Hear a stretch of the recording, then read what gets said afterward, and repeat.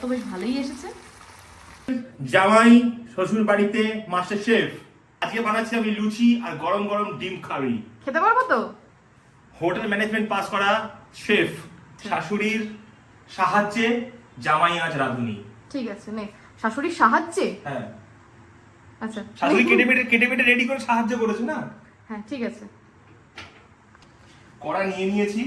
ওকে, এবার একটুখানি তেল দেবো, হালকা করে নুন আর হলুদ দেবো, তার মধ্যে সুন্দর করে একটু লাল করে টকটকে লাল করে ডিমটাকে ভেজে নেবো। ফার্স্ট ডিমগুলোকে ছেড়ে দিচ্ছি। ডিমগুলো ভাজা কমপ্লিট হয়ে গেছে, এখন আস্তে আস্তে তুলে নেবো। এর মধ্যে দিচ্ছি রসুন 1 চামচ। এটা আদা? সরি, আদা। এটা কি ধরনের শেফ যে আদা রসুনের মধ্যে তফাৎ বোঝে না? আমি দেখতে ভুল করেছি। 1 চামচ রসুন? হ্যাঁ, 1 চামচ একটু বেশি। এটা ভালো করে মিক্স করে নেবো।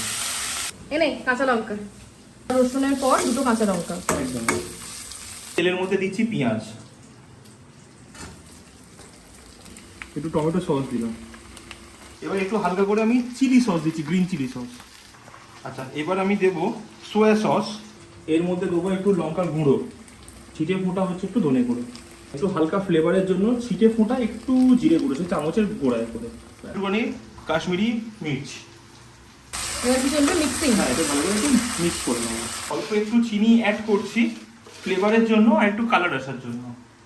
যেহেতু প্রথমেই তেলের মধ্যে আমি একটু নুন দিয়ে দিয়েছিলাম, হলুদ দিয়েছিলাম ডিমের জন্য, ডিমটা ফ্রাই করবার জন্য, তো অলরেডি নুন একটু রয়েছে, তাই এখন একটু পরিমাণ মতো বুঝে নুন আমি দিয়ে দিলাম। একটু অল্প করে টক দই। বাহ, মশলাটা দেখতে বেশ ভালোই লাগছে রে। একটু অল্প করে গরম মশলা অ্যাড করছি। আমার কোকটা হয়ে গেছে, মশলাটা ভালো করে কষা হয়ে গেছে। এবার ডিমটা দিয়ে একটু কষাবো যাতে ডিমের মধ্যে ফ্লেভারগুলো আসে ভালোভাবে। জলটা আমি আগে থেকেই মাইক্রোওভেনের কাপে গরম করে নিয়েছিলাম, যে গরম জলটা এর মধ্যে আমি অল্প করে দিয়ে দিলাম। একটু ফুটে জলটা পুরো মরে যাবে, একদম শুকনো হবে। একটা তো বেশ ভালোই এসেছে। ডিমের কারিটা দেখতে বেশ ভালোই হয়েছে। গোল হবে তো লুচি?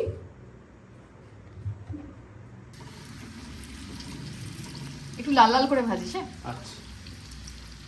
স্পেশাল লুচি আর ডিম কষা। বল কি বলতে চাস? অনেক কষ্টে অনেক ঘাম ঝরিয়ে রান্না করলাম।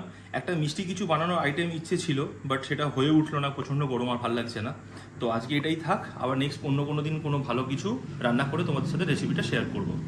আজকে আর যদি এই ভিডিওটা ভালো লাগে তাহলে লাইক করো, সবার সাথে শেয়ার করো, আর ইউটিউব থেকে দেখলে সাবস্ক্রাইব করো, আর ফেসবুক থেকে দেখলে ফলো করো। Thank you so much. আবার দেখা হবে অন্য কোনো ভিডিওতে।